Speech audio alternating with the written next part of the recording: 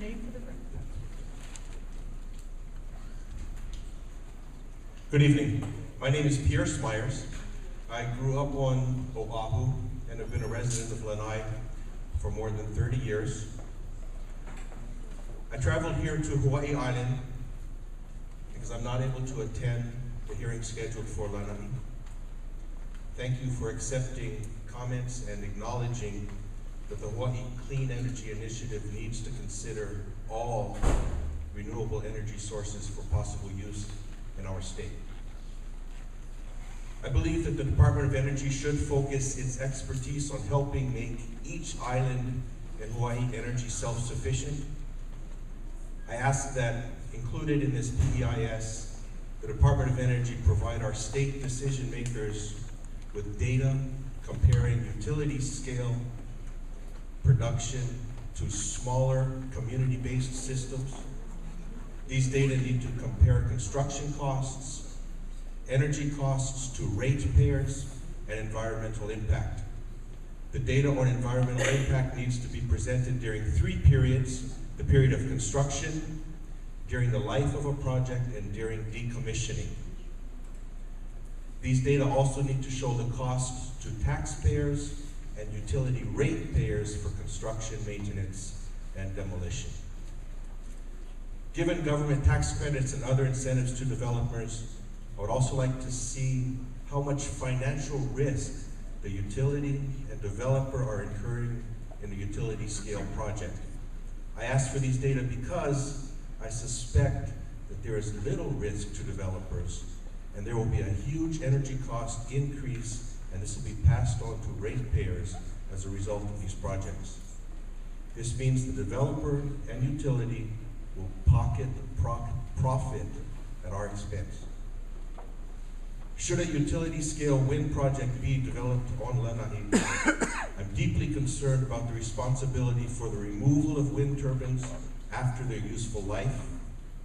As proposed, the footing alone for each turbine will contain 1,100 cubic yards of concrete.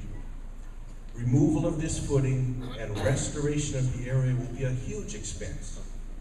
I suggest that should even one turbine be constructed on Lanai or anywhere in this state, decommissioning and restoration funds need to be escrowed or otherwise set aside prior to the first shovel touching soil.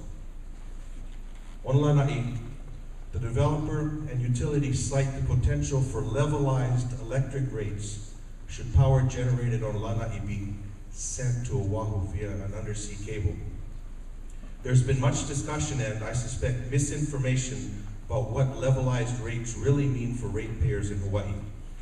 The PEIS needs to include unbiased projections of the impact levelized rates will have on our electric bills. We need to see the real data, please. The Department of Energy should also include lands which need to be excluded from utility scale renewables because of the disproportionate impact these projects have on relatively small land masses and rural lifestyles. Certainly, Lanai would qualify for such an exclusion given that the current proposal targets between 1/5 and 1/4 of our entire island. On Lanai, the proposal to build 170 wind turbines, each over 400 feet tall, is greedy and driven by those with no connection to the place and without regard for short or long-term impact. The area of the proposed wind farm has been referred to as a wasteland by those hoping to develop it. It is anything but.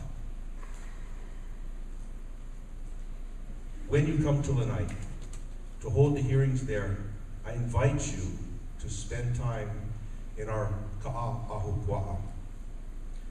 I have 3 seats in my truck, and I would love to show you around. Thank you.